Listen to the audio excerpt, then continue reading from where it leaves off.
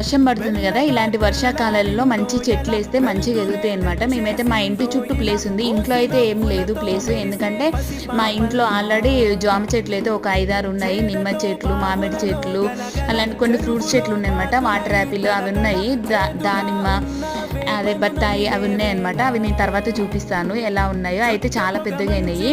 మాకు custard apples అంటే వాటిని ఏమో అంటారు తెలుగులో, మర్చిపోయినాను.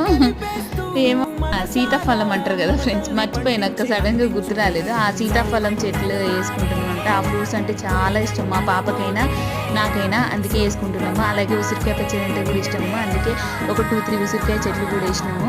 అవి మంచిగా కాయలు కాసి ఒక 2-3 ఇయర్స్ అయితే మంచి కాయలు ఇస్తాయి కదా. మా ఇంట్లో అయితే మేమైతే వర్షాకాలం పడ్డప్పుడల్లా ఒక 2-3 ఫ్రూట్స్ అయితే వేస్తాము. ఫ్రూట్స్ చెట్లు మంచిగా పెరుగుతాయి అనమాట వర్షాకాలంలో వేస్తే. మీరు కూడా ఎక్కడ ప్లేస్ ఉంటే అక్కడ, మీ ల్యాండ్లో అయినా పొలంలో అయినా ఎక్కడ ఉంటే అక్కడ వేసుకోండి. ఓకేనా? వీడియో నచ్చితే లైక్ చేయండి. బాయ్.